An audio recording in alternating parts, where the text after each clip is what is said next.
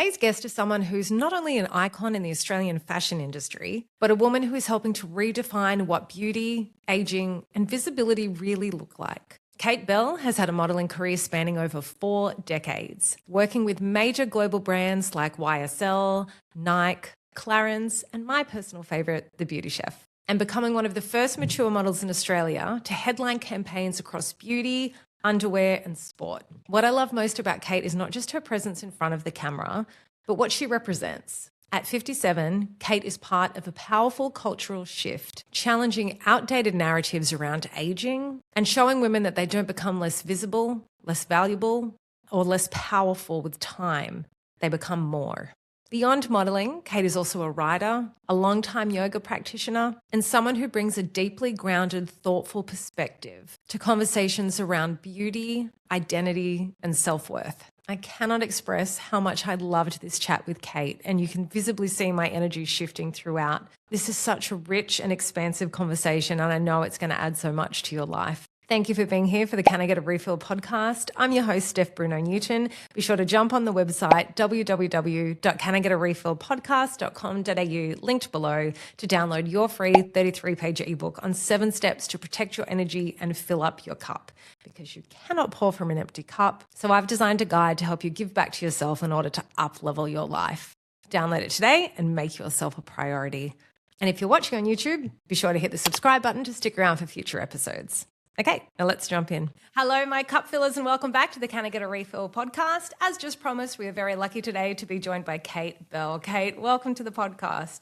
Oh, thanks for having me, Steph. It's so lovely to have you. You have such beautiful energy. I always thought you did, but it's so nice to connect with you in person. And for those who know, I've referenced many times that I used to work for The Beauty Chef for many years. With the lovely Carla Oates, who you know quite well. And your face is so familiar to me because you were used in so many of our campaigns. So I was so excited to connect with you and have you on here today. And you know Carla quite well, don't you? Yeah, I've known Carla for years. Yeah. I really appreciate what you're doing too, Steph. Seriously, I just reading your bio and you know the bit about the voice, that you felt like you've been silenced, and this is why you do the podcast. And I think all women really resonate with that. So I think that's why I got goosebumps, Kate. Look, they're so prominent. Yeah, I think that's why we're doing all of this. We're just changing and putting our narrative out there, and that's what we'll be talking about today. But we have been under this other narrative, and we've been a bit mind controlled. So the fact that you're doing what you're doing, I really do appreciate. Really, that is so kind. And you had such a lovely email chat with me too, where no one's ever done that. You actually came back to me and were asking me, why did you start this podcast? And you really wanted to know for your own benefit, which was really moving. I really liked that, and I had to go back and remember why I started it. But I really love the concept of podcasts because you sort of take the reins and can express whatever you want, whereas I used to do singing. And I said this to my husband the other day. I felt like I was always waiting for someone to hand me an opportunity with singing. Like you send your demo CDs out, back when CDs were a thing, to record labels hoping to get a deal. And now it's like with podcasting, I do all of it. You don't have to wait for permission anymore. You could just, modern society is a little hard because everything's online and it can be overwhelming and overstimulating, but it's such opportunity out there for us to express ourselves. Absolutely. Yeah, and to work collaboratively, because this top-down sort of system where only, you were talking about the music industry and stuff, like only one person was going to tell you that, one person give you this opportunity. Now it's just like, no, it's like, we can create a collaborative space. And I think that's what women are doing. And that's why we're lifting each other up, and the collaboration is so important. And now that I don't work that job at The Beauty Chef, I really realize how much I miss collaborating with people. And I love doing my solo episodes and my blogs because they're cathartic, they're therapeutic, but I love connecting with like-minded guests. You see my energy shift, and my husband comes home like, oh, you're in a good mood. You must have interviewed someone you like today. Like, it really lifts my mood. It's a really conversations are powerful, and it's really beautiful to share them. So, okay, what a lovely intro. I'm feeling so good right now. Let's jump into it because I have a lot of things I want to ask you. You've So, had such an interesting career. I mean, 4 decades, you've, been modeling for 4 decades. How has your relationship with beauty and identity evolved over that time? Because, I would imagine when you started, the beauty uh, industry was rather different to what it is now. yeah, well, the beauty standards were sort of skinny, white, yeah, skinny, white, and young. And that's it. Yeah. And that's Yeah. pretty much it. So, um, all of those things sat very heavily on me as soon as I sort of figured that out. Um, so because we were all so similar, we were all skinny white females, there was such a competition. And so that whole thing of like, wanting to be the prettiest girl in the room you know, there wasn't much else to there wasn't much else to be. Mm. And I think as a young model, that whole thing of like, yeah, to be you'd find little bits about yourself that weren't what you considered perfect. Um, and I think young people I know are doing this also with social media and stuff, but I think also younger people are also like just tossing that whole idea out of Yes. like this perfectionism and embracing the fact that they are who they are. And I think we can really learn, like older women can really learn Yes. from that frame of mind. So Yes, Kate, I actually look at some young women with a bit of envy and I'm proud of them and I'm happy for them, but I'm like, yes, man, I yes, wish I allowed myself that permission to love my yes. body at every size when I was young. And it wasn't my Yeah. fault because that wasn't the society I was in at that stage. Mm, And mm. what you said is so interesting to me because I don't think that's just modeling. I think women were always pitted against each other. I saw something the other day of two celebrities. Who was it? Were they singers? I can't even remember now. And they're like, was it Britney Spears and Christina Aguilera? Maybe, but they were like, that's what the media industry always did. They always pitted women against women because it was interesting fodder for, tabloids and that. But we're seeing through that bullshit now. We don't want to see that. That energy doesn't make us feel good about ourselves. We would rather No. see people, like now female celebrities are friends with each other. Jennifer Lawrence and Emma Stone are building each other up and encouraging. Like we want to see that. But it Yeah. was always, I was in dancing and I always found it very much the same, very, Mm. my husband was in footy and they had a real team culture and I'm not a very good team player. And, with dancing, it was very much, I was in Stedfords every weekend against my friends and it was very competitive. And did you find that with the modeling industry, the Yeah. aspiration was to be the best? Yeah, exactly. Mm. And the yeah, so sort of your question of identity and beauty, and it was sort of all one thing. And I think, Ah, yeah, yes. and Your identity was wrapped up in how you looked. Is that how yeah, you felt, especially as a model? absolutely, Yeah. because women really at that point, I mean, I'd just come out of a family where my mother's still in a very traditional role in every way, emotionally, like mentally, physically, she's in that space, and that's great, and that serves her, and she's happy, and that's all fine. But a woman my age just came out of that situation where women were working, could create a life, not have children, all these sort of different paths that you could choose. So I am of that, Gen X generation Yes. Yep. who had the choices. Um, and I think modeling has really been this vehicle for me to, well, to see the world for sure, but to sort of be very up close and personal with myself as a person. Because yes, it's about this, but on the job, it's about how do you then relate to everyone else around you, because they're new every time. They're new every casting you go to, they're new. Everyone's new all the time. So every single time you have to show up, sort of dig deeper in yourself to to to be unique amongst all these sort of same people. It's almost like you can't switch off. You always have to be on, almost like a performing, isn't it? Because it's not like a 9 to 5 job where you're coming in and seeing the same colleagues every day and you're sitting at the No, same desk and you can just, no. no, you're having Yeah. to almost like prove yourself each time. Yes, but Yeah. prove yourself almost with yourself as well.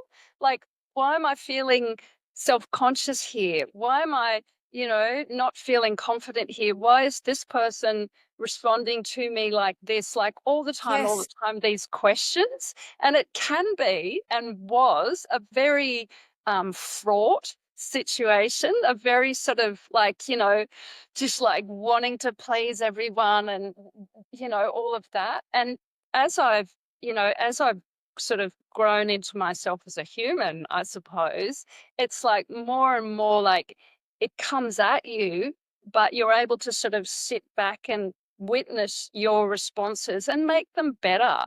And so now turning up on a job, it's like it's divine because I'm actually able to hold the space for everybody else. I'm able to really witness other people on the job, see their work, see in their heart, have these little sort of, snippets of conversation and really relate to people. And I think that's why I'm still here because Oh, I that's so honestly beautiful, love Kate. that. Like yeah, so different people all the time. Yeah. Okay, I Yeah. now get the glow you have. You have a glow. I don't think it's just the Beauty Chef products. You have a you have a glow. Let me ask you, we'll stick with the modeling thing. You're at the forefront of changing how women are over 40 are seen in fashion and media. What do you feel we've been getting wrong about aging, and what truth are you here to show instead? So I'm not here to do anything but just turn up and work. That's all I want to do. I want to keep working until I don't want to keep working anymore. Um, but I think we've just been in this bandwidth of how we see women. And to go right back, how modeling and acting started, like how sort of women in the media started, it was like showgirls and good time girls. And they were, you know, we won't say the P word, but they weren't women necessarily that were good women. And so that's how it started with modeling and acting. And then, in the 50s with advertising and the whole sort of, capitalization of the world, it was men working. So men were making the decisions about what sort of women they were going to use in advertising. And it's just gone on from there. And I've been in it for 40 years and I have seen changes and big changes in, say, the last 15 years. But I still feel that the bandwidth is, even though there are tons more women in places of being able to choose differently, different aesthetic, different conversations, their mindset is still in this male mindset of what makes a perfect woman. And I really think that you know, it, we're just we're just we're just tired of it. We're just We're tired of tired. we're tired of it. And we're See, tired of having to explain why we're tired of it. Like yeah, it's like we're complaining. But it's so age focused. Every article about a woman has always been, like Kate, 57. And I'm like, when I used to read magazines, I'm like, why do we have to put their age in everything? I don't understand why you can't just say their name. It's like you yeah, have to put the age to decide how you feel about them in the context of that story. So if she's with a younger man or if she's doing, like remember when Kylie Minogue did the spinning around film clip with her gold hot pants and they're like, oh, she's so brave. She was 34. I mean, I was at my peak wow. in my mid-30s. Like, why was that? But it was so not abnormal then. I was like, oh, yeah, like we were so conditioned. And I just feel like we're so damned if you do, damned if you don't as a No, woman. but I feel like it's a male headspace, but it's a Yes. old male headspace. It's like from the freaking 50s. It But it really is, is. Kate. And when it's women who are saying this, I'm always like, I feel sadder because they're saying it because they've been conditioned in a patriarchal society where Yeah, they think they should comment on a woman's appearance. That's yeah, why I do always find it's older women more than younger women that comment on. I find younger women don't comment on other women's yeah, yeah, appearances. I think they've learned yep, this makes us uncomfortable yeah, because then it's going to be projected back at us. There's a yeah, because sisterhood this now. comes more to a woman than just what she looks like. And I and and I think that's the exciting thing about being where I'm at with modeling, is that it is no longer about how I look. It's about my way of life. And that becomes the interesting Listen, thing I for a always say brand I'm with. if the Yeah. most interesting thing about someone is how they look or how much money they have, they're not very interesting. So I like the fact that the most interesting about me thing about me, I think, is what comes out of my mouth because that's never going to change unless, Yeah, yeah, I yeah. get dementia. But I'm saying like I'm always in Yeah. control of that. So I feel a sort of calmness and a comfort in it. Doesn't matter if my appearance changes. I like the things that come out of my mouth. That makes me interesting. So yeah, there's, like you say, like Yeah. there's been a lot of, like growth, but there's so much yet to be done. We're still just so judged. It's like I just feel women are so damned if you do, damned if you don't, especially in the public eye of any image of a famous woman. It's celebrating if she's natural beauty, but then I'm like, like it's either she's too plastic or she's too Yeah. wrinkly. So I'm like, you cannot Yeah. win.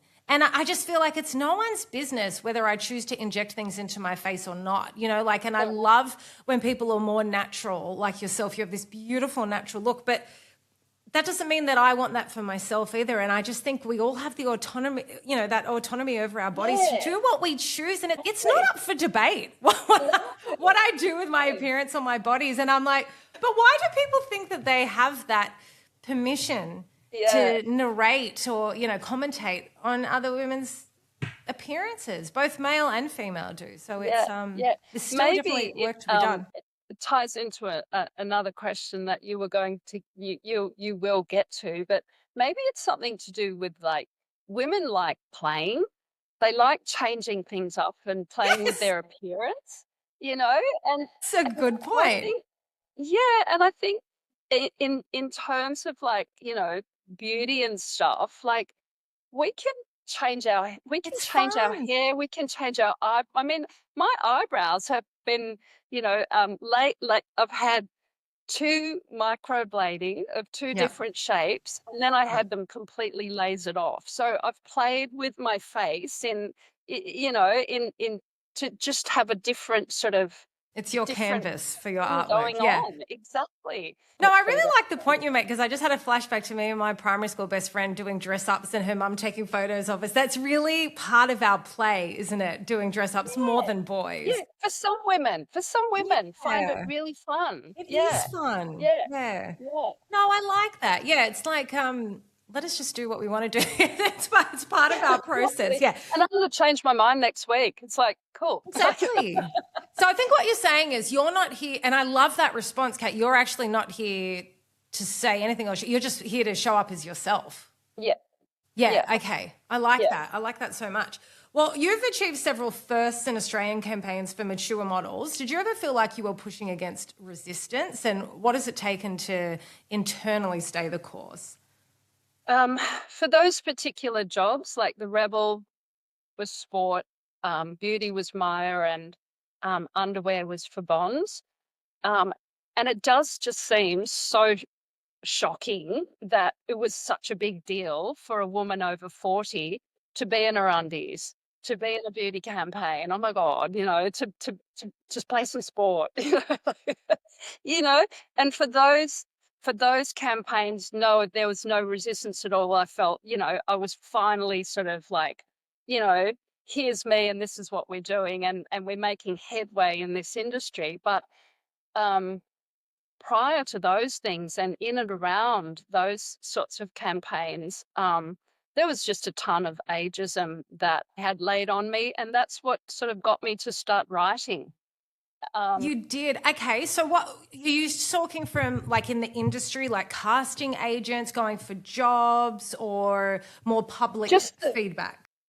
yeah, so the tokenism of the work that I got for a good sort of, I don't know, maybe a good 20 years, the tokenism of it, like I was the mother, or, as I got older, I was the grandmother, and, I You're wore the pigeonholed. mum jeans. Yeah, the Yeah. You're mum put in a jeans box. and the low bun, and, like all these sorts of very tokenistic and sort of insulting. I mean, not there's anything insulting about being a mum or a grandma, but why couldn't I No, but also, it's saying that's who you were. You had no choice. Yeah. yeah, Yeah. yeah, why couldn't I just be there as a woman? And I really felt that. And then I'd get sort of, I'd get the assistant makeup artist, and you'd have the photographers sort of clamoring to shoot the beautiful young Really? 20-year-old, and sort of, a few frames on you, and then yeah, so there was I mean, and there still is this. I've been talking about it at Fashion Week and stuff, and the last Australian Fashion Week, it was better. Mm. I did see a bit of a change, and also because there are a lot more female photographers backstage. Oh, I But love that. Yeah. yeah, That makes a difference. it really does. But the male photographers were just pathetic, the way that, like these middle-aged men just vying for these, young beauties' attention. It was just like, Yeah. it was ridiculous. Listen, Yeah. I went for a walk the other day in Cronulla and saw an old man photographing the cheerleaders through the fence who were rehearsing for the upcoming NRL game. And my husband filmed him to show. I'm like, are we still doing things like that? Like, are you going home to pleasure yourself to these photos of these young women? I'm like, have you no shame? He saw me walk past and I'm like, oh God. Yeah. So yeah, that's interesting. Okay. So you probably felt a bit of a token and a bit pigeonholed there. I see Yeah. that. And plus, Do you think because there still? was, oh no, no, No. no. No, I'm pretty much in a space that, without having tickets on myself, but I have been carving out, and it's empowering because um I'm being booked for sort of, mm, yeah, the life that I represent, and I'm being booked not because of my age, but because of my way of being. And that way of being is only because I've had the whole, you know, But you're 40 magnetic, years Kate. of When I being see an when I adult. see when I see images of you, you're magnetic. Like your eyes go to you. And I don't think that's age specific. I think that's you specific. I just want to point out how you felt the need to say I don't have tickets on myself when pointing out what you've done. A man wouldn't say that, Kate. You know what I mean? Like, see how, and I do that all the time. Like, oh, not to toot my own horn. Fucking toot your horn. Like, have tickets on yourself. Like, you've done something good, point it out. I don't care anymore. Like I know Yeah, there are people that think that about me, and I'm like, it doesn't matter because, yeah. yeah, be unapologetic about your success. You It have is a carved funny out that thing. path for yourself. Over the last month, I've been at 9 o'clock at night, I've been sort of casting for representation in London, and I did five, and the first couple, you know, uh, they just sort of said like, okay, Kate, so tell us a bit about yourself and what you've been doing. And it was just the whole it just really threw me. It was like, far out, what have I been doing? And the being able to like, and Especially at 9 p.m. My mind's shutting sort off of at the 9 list p.m. of like, not set almost where do I start, but that whole thing that we've just been talking about was like, oh, okay, I guess I'm going to start talking about saying, oh, well, like It's I hard. did It can this, be hard I to did sell that. And like, yourself. Yeah. yeah, yeah, it Yeah. was, and that, like, that's what I mean about modeling, continuing to make me up close and personal with myself, because I thought I was doing really cool. I thought, oh, I've got this, this life thing that's, like I'm on top of it all. And then I get situations like that where I'm so nervous. And then I'm Yes. back to being, Makes me feel really 17 good hearing again. you say that, because it is that really affirming thing that life is non-linear. And I always say that, like how I talk about my personal growth, and I'm like, I thought I Yeah. was past that. And I'm like, but it's dips. It dips all the time. It's not like you're past something. Things will come up No. all the time, and it's about catching yourself out, isn't it? Yeah, that is so funny. You make me feel better about myself hearing that, because it does. It's not a final destination growth. It's that journey where it's No. up and it's down. Yeah. Oh, I Yeah. love that so much. Yeah, I don't think I could sell myself at 9 p.m. I hate that question too. Tell us about yourself and what you've done. It's like, Oh, I hate that. It's like, I love interviewing people, and like, I try to avoid that question as much as possible, because when I've been on podcasts, I'm like, oh, I got to talk about myself now. And it's like, I like it in the moment, but that first initial of telling people why they should listen to you, I'm like, I can't do it. I'm not a salesperson. I'm just going to yeah. That's so hard. Oh, that's so interesting. Yeah. This is a bit of a spicy question, but I want to get your take as an insider. Do you think that the beauty industry ever actually wants women to feel confident, or does it rely on us constantly feeling like we need fixing? Because in a way, we are consumers, aren't we? And if we feel like something's lacking, we might purchase something to make us feel part of something. Yeah. What's your No, take? look, we live in the capitalist society that we do, and there will always be another and more. But at the same time, I think it also does get back to what we were talking about before, that women enjoy play of beauty. And so many beauty brands are started by women, and they honestly believe, and they've put so much time and effort into creating this product, and they honestly believe from their hearts that it will be everything your skin needs. And so I believe them.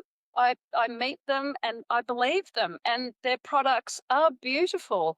There's a ton out there. Like, the Yes. one product might be great for that skin, or one, you know what I mean? And you might have them as your backups and then as your new Yep. ones. Yep. But I And think, cycle. Yeah.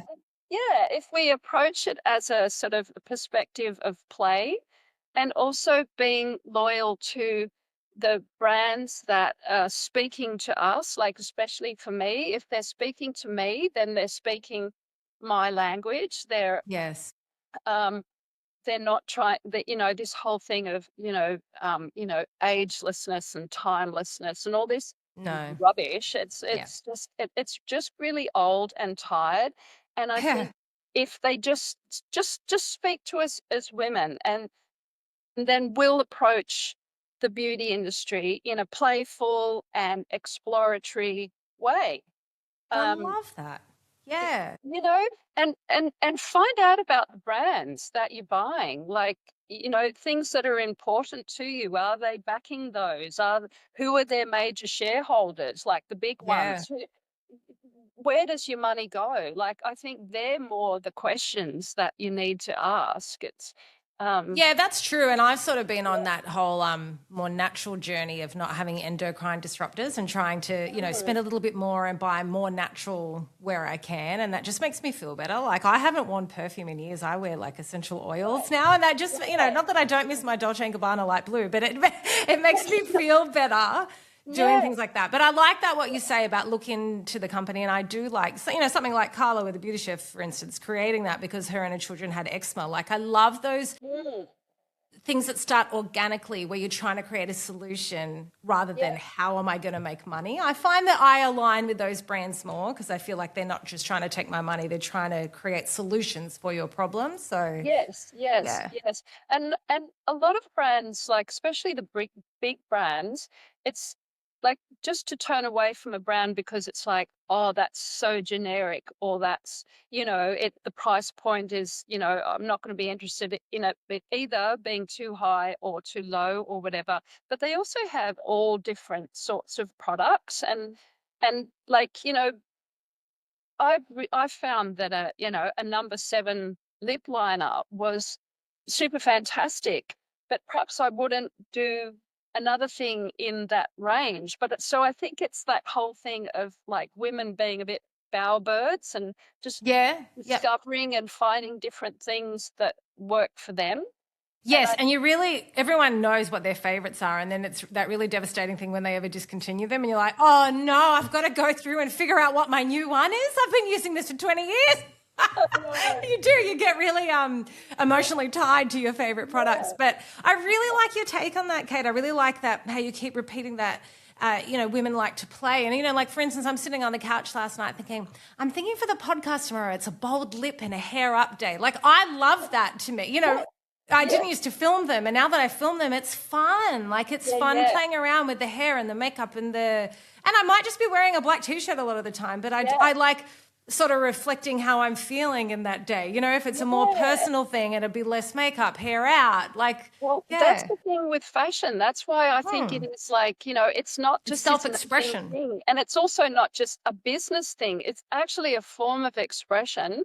I've seen it in my mother, who has, hasn't worked a lot out of the home, but is one of the most stylish women I know. Just this innate sense of like dressing for how she feels for the occasion, and then trying all different sort of styles, and just having like again just this sort of playfulness and I mean, I lie awake at night figuring out outfits. Like, I love it. When you have every few months you go through your whole wardrobe and try on different things, and I'm like, I don't need to buy anything new. Look at all the great things I've got. I can work in different ways, but it is fun. It's a role play thing, but it is self-expression, and I think that's why in your teens you go through all those different styles. I remember going from I have great abs, so I was always the tiny midriff tops and the big baggy jeans was my thing. But then I would Mel C.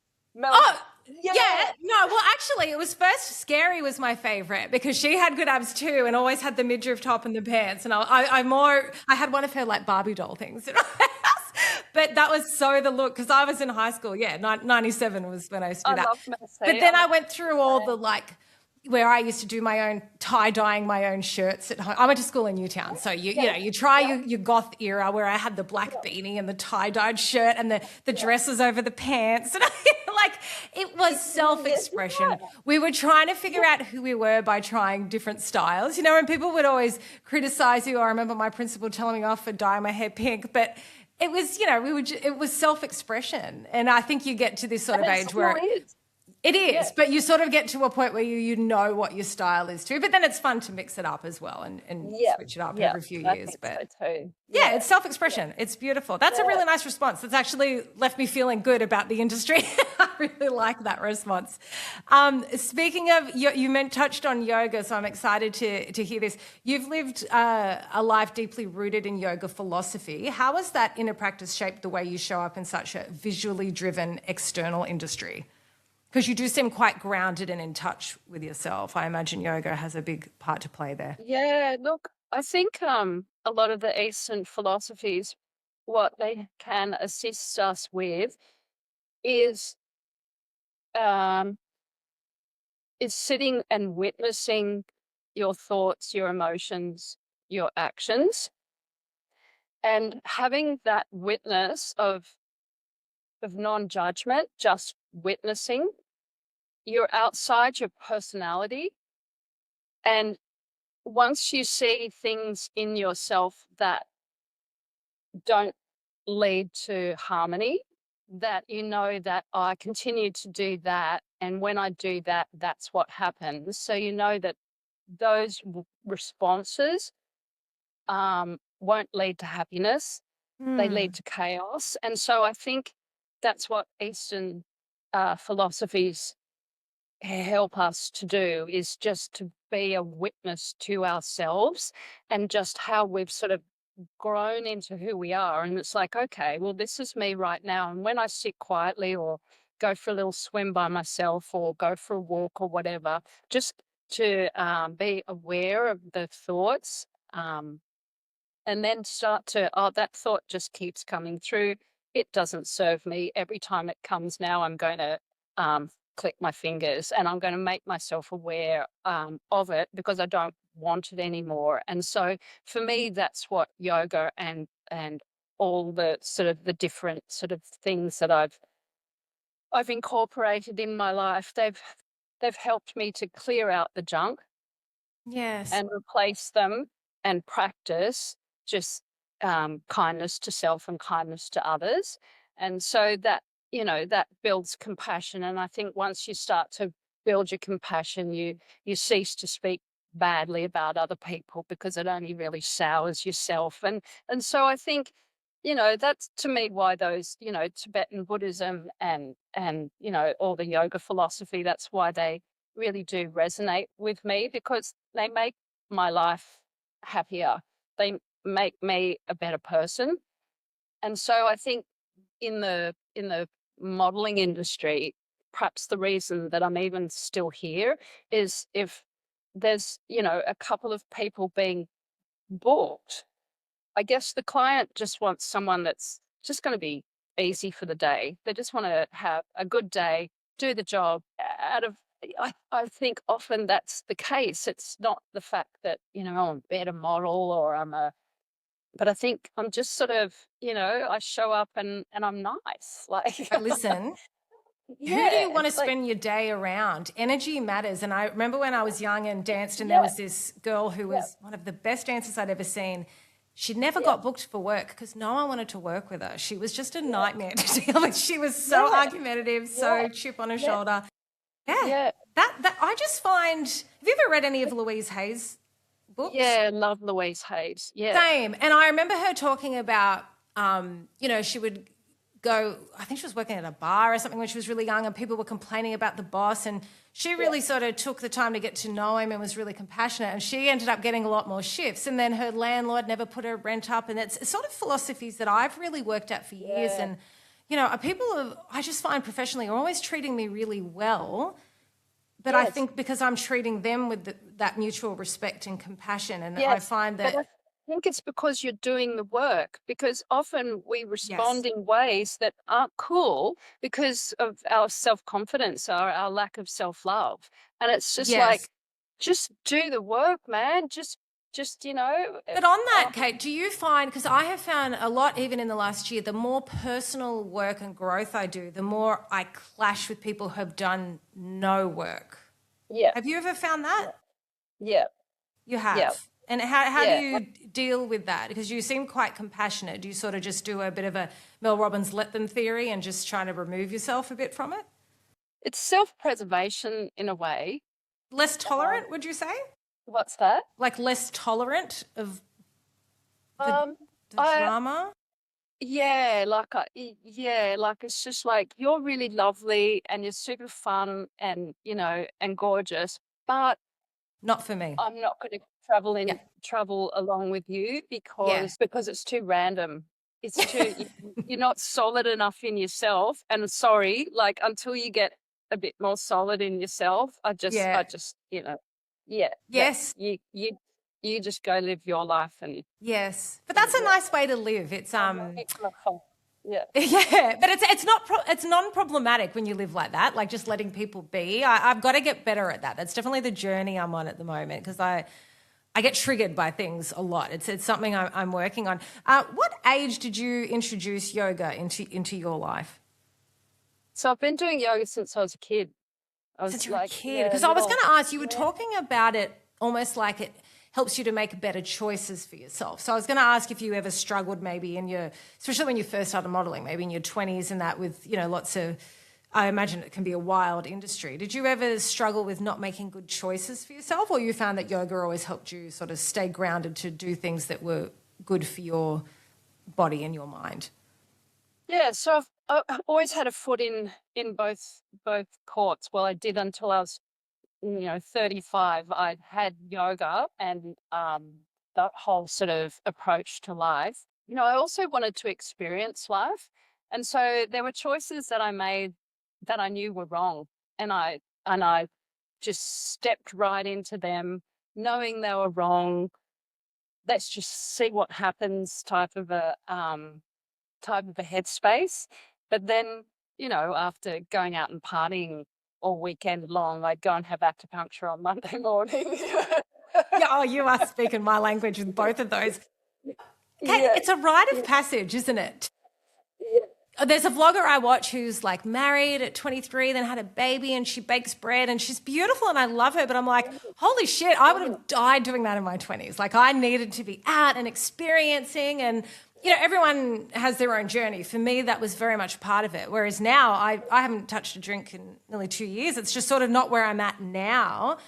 But I have no regrets for and I made some poor choices and things that weren't great for me. But that's why I am who I am today. I feel like it's a rite of passage, and that it's experience, isn't it? As a spirit, as a soul, to learn things about yourself. So I think that making mistakes is like literally part of the journey. And I wouldn't want to have that sort of silver spoon life where I avoided all problematic areas. I think that it's part and parcel, isn't it? Yeah.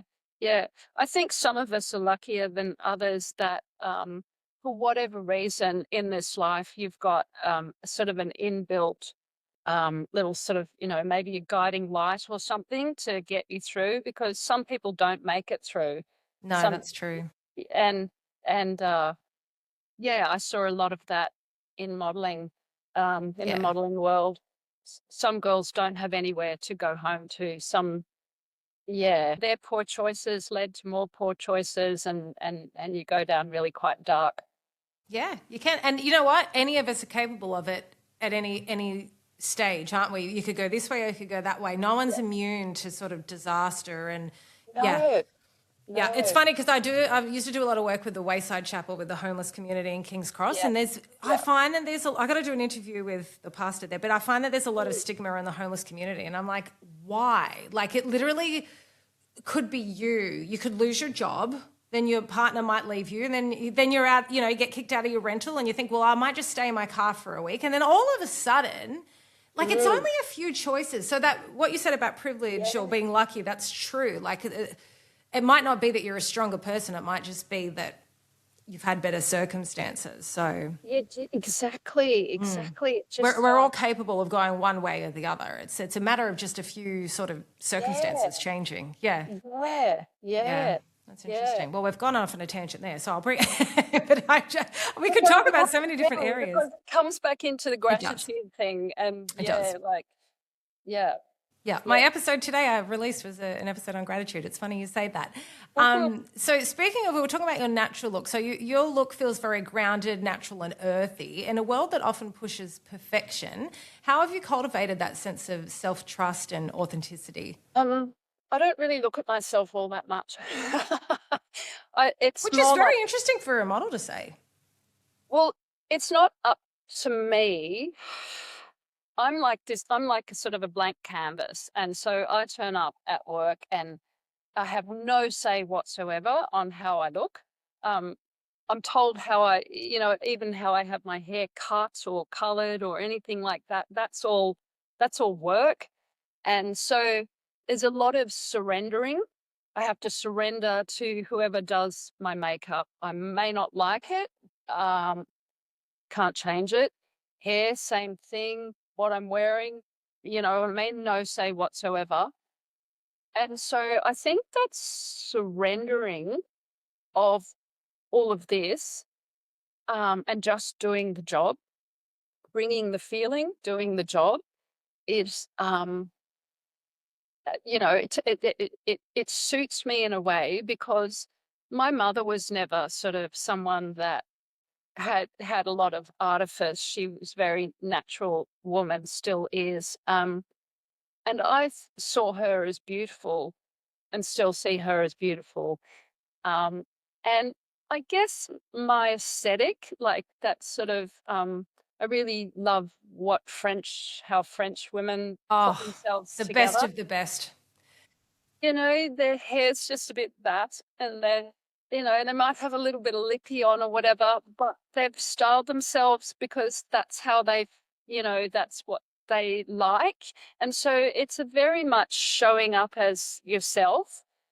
There is no style like a French woman. Hey, like there's something about it. And I remember when I was in France a couple of years ago with my husband, and I had been watching Selling Sunset on my phone with all the girls in LA, and LA is just such a like a particular look, right? And I get cosmetic work done, but it's so like it gets worse and worse and worse each year. Like it's so you don't even know what the real woman looks like anymore. Like it's the full-on makeup, the full-on lashes, the full-on filler and injectables and all that.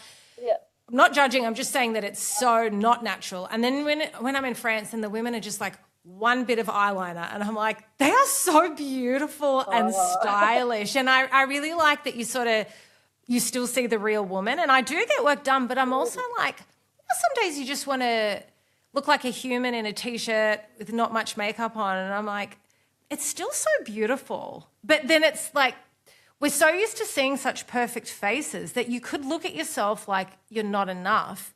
But it's so refreshing sometimes to see a really fresh face. And it's hard for me to say that, Kate, because as I said before we started recording, I don't like that bullshit of women saying, I saw something online, oh, women who don't get Botox, I'll be your friend. And I'm like, women who don't judge women for getting Botox, I'll be your friend. Because I'm like, it's no one's business what I do to my face. But if there is that, such perfection on our screens all the time, it's going to get to a point where we start questioning our natural beauty. And there's something so lovely just about how we look as ourselves because it's quite unique.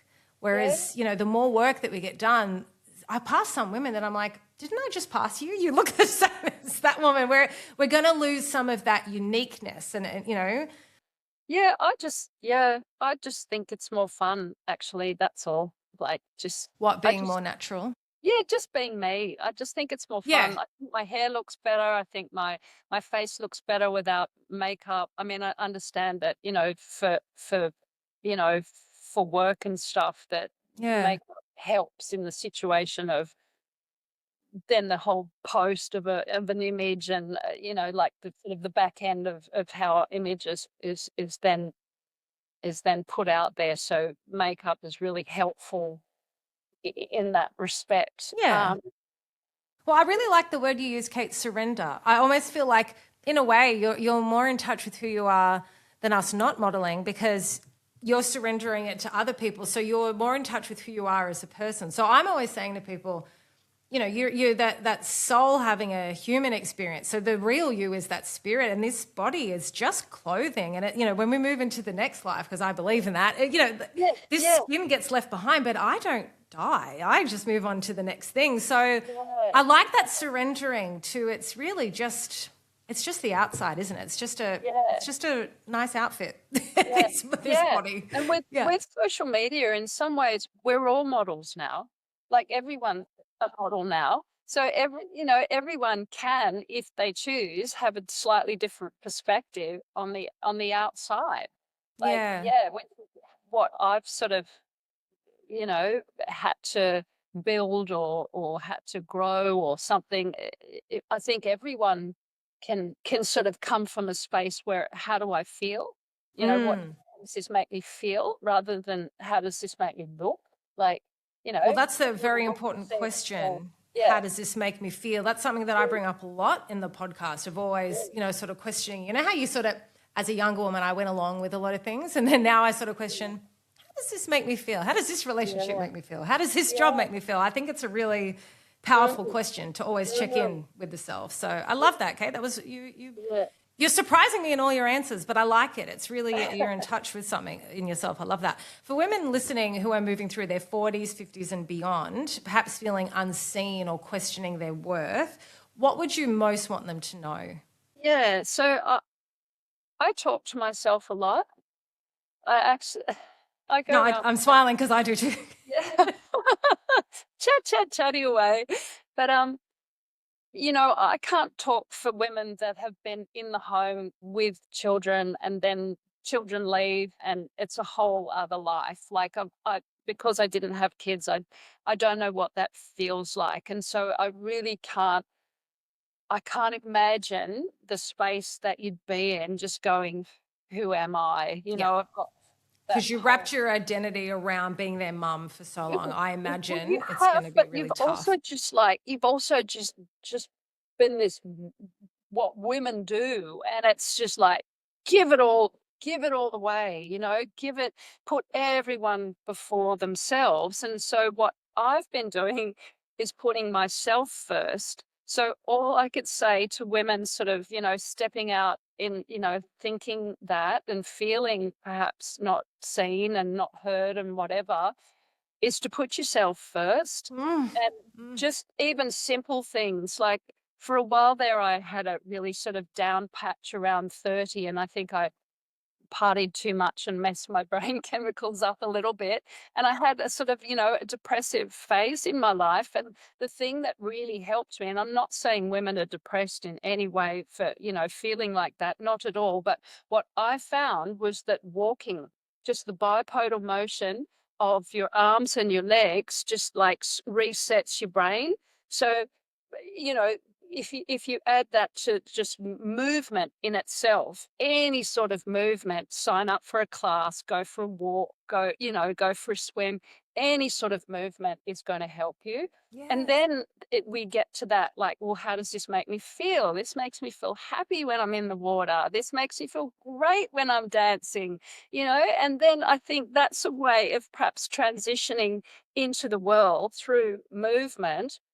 Um, and that choice of, no, I am going to go for a walk. I know everyone here is doing their thing or whatever, and I'm going to choose myself first because, I want to go and And do that. unapologetically, right? Yeah, Kate, I love that. Movement is so powerful, but a movement's long everything. walk in Gets nature you with, out of your head and into, yes, yeah, yes, yeah, it shifts the energy in the body. But that long walk in nature with no headphones is yeah, so powerful to reconnect with yourself. yeah, If I don't get it for 2 or 3 days, I'm out of my body. I need that long walk in nature, just yeah, hearing the birds chirp. There's something so powerful about that. yeah, But yeah, yeah, I love what you said. I mean, the whole premise of my podcast is that filling up your cup first. And I love that. And I'm on such a different level with that now. And we were saying just before we started recording, I'm so excited because I've just gotten my son into 2 days daycare.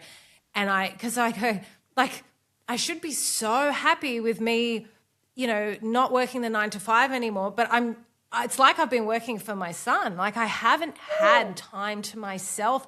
And there's yeah, something about a woman that disappears into motherhood. And it's so, you lose a sense of self. And it's yeah. not complaining because you're so No, wonderful with how much you've yeah, gained. But I'm very yeah, aware that I need to carve out that time to give back to myself. And it is yeah. so important. Yeah.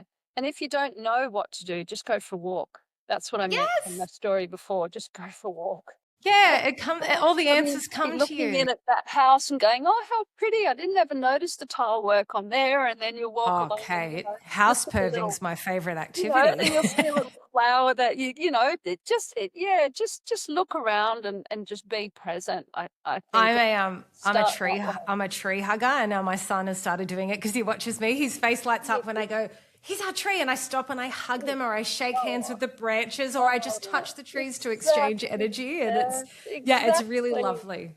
Yeah, and Yeah. I'm glad that he's watching me and he's sort of developing that for himself. But Yeah. I have so much more I could say on that. It's just putting yourself first is so, so important. It's Yeah. really, yeah. And I think, to that point about women, that empty nest syndrome, I've had a few episodes lately with like menopause and that. It's a really interesting time of your life because it's very often painted as a lack or a negative or what you're losing, but it's really a beautiful sort of love affair with the self because you get to rediscover yourself and, Yeah. and what you love. And, there's a sort of a wisdom that comes with that age where Yeah. you're more yourself unapologetically than you were in your Yeah. 20s and Yeah. 30s, and it's Yeah. there's Yeah. real You get beauty more in that. wild. I think you just, if you allow yourself, you just get more wild and free. Yes, yeah. That's all my plan is. Yeah. Well, I think I've realised, Kate, is that people judge me no matter what, so I might as well just do whatever the hell I want. It's just Has been really sort of uninterested in what other people are doing. And that comes from that whole sort of, male competition thing. It's just like, I don't care what you're doing. Your journey is your journey. You might be in exactly the same industry as me, exactly the same sort of category as me. And that's why with social media, people go, oh, it's really terrible. It just makes me feel so, threatened, and it makes me feel like I'm not, and I just sort of think, why would my journey be the same as somebody else's? That's their journey. Like all Yeah. of our lives are so different that there's no competition. No. There's no competition in life. The only competition you have is with yourself. Self. And it's like, Yes. I'd really like to start writing. Well, I've been saying that for years. And it's like, it's taken me all this time to actually start to write. I mean, that's all you should be worried about. What do you want Yes. to do? And start doing it. Like, I love that. And how good is writing? It's so cathartic and therapeutic, but also you can do it at any age, in any setting. Like, I love that. It's something you can carry with you forever. yeah. Yeah. So that's also what I'd say to people. Try things. My sister's a wonderful example of the kids have left, the girls have left. And so Annie was feeling at a little bit of a loose end. And so she started an arts course at the National School of Love Art. that. And she's doing her first exhibition. So yeah, Exciting. she's Oh, you're an amazing. artistic family. How So, beautiful. yeah, which is I just think fantastic. Yeah. Doesn't it light you up inside seeing women try new things? And I interviewed someone once that she said newness is the divine feminine energy loves newness. So I'm like, I love that. I like to sort of stretch myself and not get too comfortable and try new things all the time. There's something just really, your energy feels youthful once you try something new. I love that. Yes. And Steph, that sort of reminds me of something else that I was going to say, that the amount of travel that I've done by myself, I think has been really, really helpful. So if that's something that, women my age and whatever, coming out of their 40s or whatever, not my age, younger than me, but if that's something that can help too, maybe you just, even if it's catch a train and go to a different Yes. suburb and you by Yep. yourself, I Yeah. used to take myself on dates all the time before I had my son, like always on a train to somewhere different and doing different things. And I love it. I have a real love affair with myself. Do you know, like that's always been my thing of that real, Beautiful. I think because I always had those sort of longer relationships and some that were suffocating, that whenever I was on my own, I really didn't want to waste a second of it and getting to know myself and sort of romancing myself and romanticizing all those little mundane things of life. I think women have a real beautiful knack of doing that, don't That's they? a beautiful way of Yeah. saying it. It's a beautiful Love way it. of saying it. Yeah. Yeah. Oh, I could talk to you for hours and hours. You really have this beautiful energy that's like impacting me even through the screen. But tell me, Kate, it sounds like you're very good at giving back to yourself. What's something you're going to be doing in the next week to fill up your cup? See, I've got a very special spot that I go to. I mean, and it's so beautiful, and it's so undiscovered that if I were to say it, Don't say maybe it. more people Keep might. it for yourself. Is it in nature? In nature? Don't say where it is. It's your spot. It's your sacred spot. And you're going to go there and have some alone time? It is my little sacred spot, and if I don't get there, once or twice a week, I just don't feel like me. Yes. And I'm lucky enough to be able to get in the ocean. I mean, some people around the world, it's not how they, can live their life, but That's right. I can at this point. So I do love getting in the ocean. Yeah, really. It's really therapeutic, isn't it? Yeah. Nothing like salt water. Well, you enjoy that in your sacred spot. I'll be thinking about it for the next week where that spot is. No, I'm kidding. Keep it to yourself. I'll tell you afterwards. No, I want you to keep it to yourself. It's like when when you pick those things in the garden and make a wish. I said to my 6-year-old neighbour, so don't tell me what your wish is. There's certain things that it's good to keep for yourself. It's sacred. I love that. Kate, you are such a beautiful, beautiful human. I really enjoyed our chat, but I'm so grateful for you for just sharing that beautiful energy and such wisdom, not just with the audience, but with myself. Thank you so much. You too. Yeah, Thank you so much. Really for lovely. Love it. Yeah. Can't wait to edit this one and hear it all back again. Thank you, Kate. It really meant so much to me and everybody. I hope you enjoyed this so much, and please do something in the next week to fill up your cup.